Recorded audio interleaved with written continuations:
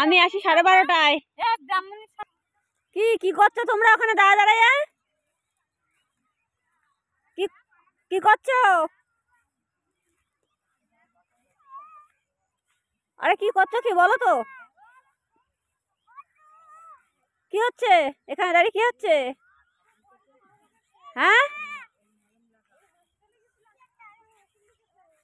কি হচ্ছে? কি কি খাওয়ান দাওয়ান করছো? হ্যাঁ, এ মা, ছি ছি ছি ছি ছি ছি। হাই বন্ধুরা, তোমরা কিছু মনে করবেন না, কিন্তু ওনার বাবার এড়ার বেশি খাচ্ছে নাকি? ছি ছি ছি ছি ছি, এত কিছু বাধ্য থেকে দেখো মাঠের মধ্যে সব এড়ার বেশি খাচ্ছে।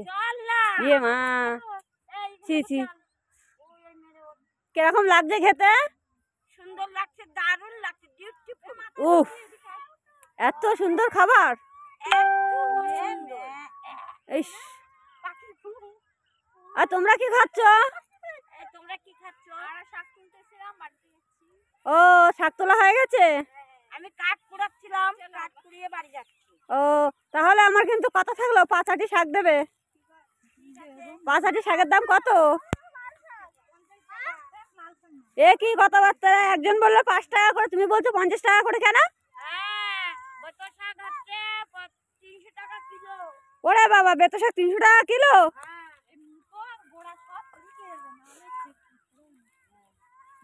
তুমি খেয়েছো কোনোদিন 300 টাকা দিয়ে? ও, 300 টাকা দিয়ে নিয়ে গেছিলে? ও আচ্ছা আচ্ছা আচ্ছা। তো বেতো শাক খেতে খুব টেস্টি না? আচ্ছা, আচ্ছা আপনি বেগুন দিয়ে, আচ্ছা শাক দিয়ে আচ্ছা ভাজা করতে পারেন। আচ্ছা, আর কিভাবে কিভাবে খেতে ভালো লাগবে? মানে পরেটা খেতে পারেন, ভাজা খেতে পারেন, ডাল দিয়ে খেতে পারেন, মাছ দিয়ে ঝোল খেতে পারেন। বেতো শাক মাছ দিয়ে ঝোল খায়? চাটনি করতে পারেন না। ইস, বেতো শাক লাটা মাছ এনে মাথাটা বাদ দিয়ে ভাজা করকরি করে, আচ্ছা বড়ি দিয়ে লাটা মাছ দিয়ে ভাজা করতে হয়। আচ্ছা, তারপরে কতগুলো তো বললে না কি দিয়ে খাবে? তারপরে তো বললে না কি দিয়ে খাবে? এই কচু শাক দেখেছো কত সুন্দর হয়েছে? কচু শাক দিয়ে ইলিশ মাছ কিন্তু ভালো লাগে বেশি। হ্যাঁ, কত সুন্দর সুন্দর কচু শাক হয়েছে এখানে, প্রচুর পরিমাণে কচু শাক লাগিয়েছে। এই কচু বড় করে বিক্রি করে দেবে সবাই।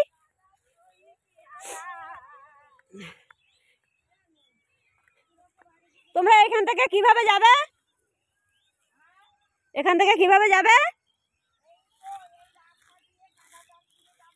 তুমি আজকে আমার কাদা ফাঁদ দিয়ে নিয়ে আসলে?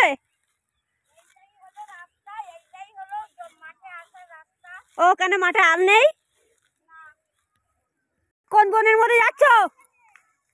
আমি একটা বাড়ির ওপর দিয়ে যাব। ও, বাড়ির ওপর দিয়ে যাবা? এর মধ্যে তো গায়ে লাগলে চুলকাবে। এখন তো সব চুলকা যাবে সব, দেখো এখন গায়ের মধ্যে লাগবে, কামড়াবে, তখন কি হবে?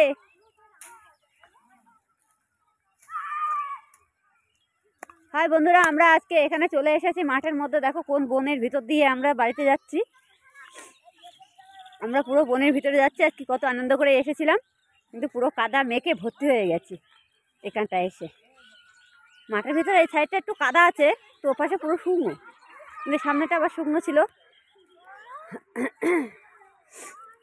এই যে এদের এখান থেকে উঠবো, আমাদের রাস্তা হচ্ছে সামনে দিয়ে। এটা কিন্তু অন্যায় করলে, পুরো কাদা মাটি মাখিয়ে এনে এখানে ছেড়ে দিলে, এটা কিন্তু ঠিক করনি।